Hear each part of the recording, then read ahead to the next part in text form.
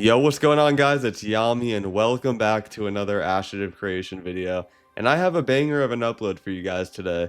Last night, my friends and I were doing the usual goblin farm in the tropics, and got pretty bored with it, so we decided to go adventuring.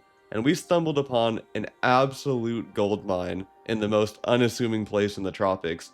This little innocent-looking island in the top left corner of the zone has some of the best XP you can get with or without a tank. You don't need a tank, you don't need a cleric. All you need is maybe a bard with some heals until you get used to the method, and then you can do this yourself. You can solo these mobs for 17,000 XP each.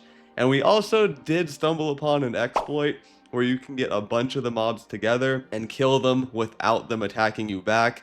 I did bug report this, and I'm not going to be showing you how to do it in this video. However, if you do stumble upon it yourself, please be sure to report it as well. So, let's jump into the method. Hey everyone, just a quick reminder that if you still don't have an account on this game, you can sign up for free with my link in the description below. And while you're down there, feel free to check out the links to the Discord and the Ashes of Creation podcast as well. And now enjoy the rest of the video.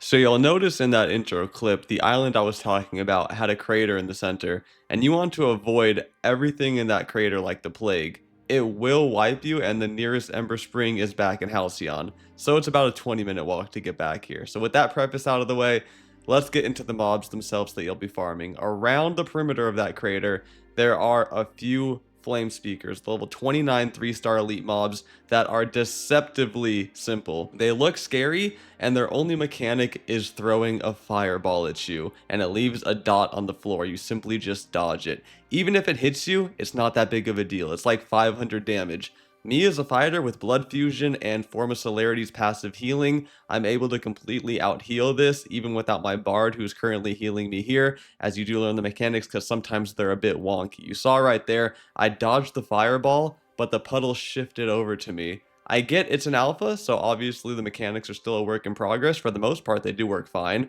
And I think with that exploit that we found here, it's pretty clear the mechanics are still a work in progress. But even with the odd shifting flame puddle, you should be able to just dodge these fireballs and kill them. Now, to be a little bit more clear, this only works with ranged weapons. When you bring melee weapons into the question, it gets a lot more complicated. I personally couldn't make it work. Even with a Lifesteal, Tower of Carfin Hammer, Blood Fusion, Form of Celerity, all the other passive heals that a warrior has, I still couldn't make a melee weapon work here, so I can't recommend it to you guys. But in the footage here, you see, even as a fighter, man, with a short bow, I'm tearing these things up. They have almost no physical defense. They do have quite a bit of magic defense, so I would recommend using like a physical weapon here, like an energy spellbook, energy wand, longbow, shortbow, something like that. But mage works here too. I was farming with my mage friends all night here. These are level 29 3-star elite mobs that only hit you for 500, and in a solo they give 17k XP. In a trio, as you can see here, we were getting 9,300 XP a kill,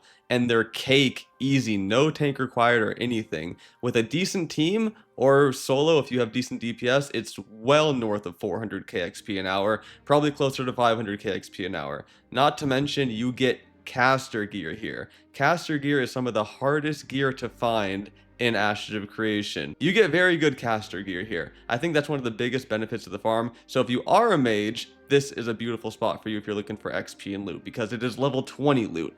It is high tier loot that you get here. And of course, keep in mind that even if you are a physical based archetype such as myself, there is still loot for us here. We can get the energy version of these caster items. The energy wand and the energy spellbooks dropped here are still extremely powerful. We just won't be getting any maces, great swords, one-handed swords, or anything like that. There is loot for everyone here, and the XP is so good. I really think you got to give this place a shot, especially if you get 1 or 2 friends together just to DPS these mobs down. It is so chill, man. I power leveled like 3 levels here, but no, 2 levels, from 21 to 23 last night. We were just chatting it up in Discord, man. It wasn't sweaty like we're at Carfin or anything like that, but it's comparable loot and it's comparable XP. But yeah, short video for me today. A lot of the footage showcased here will be covered in much deeper depth in my upcoming weekly playtest videos. So if that's something you're interested in seeing, then consider subscribing subscribing to the channel before you head off. And if you learned something new today, then please do consider leaving a like on the video as well. It really helps out the channel growth, and don't forget to check out all the relevant links in the description down below. We have a lot of links down there, and I'm trying to provide content to you guys on multiple different fronts, so consider checking it out before you go.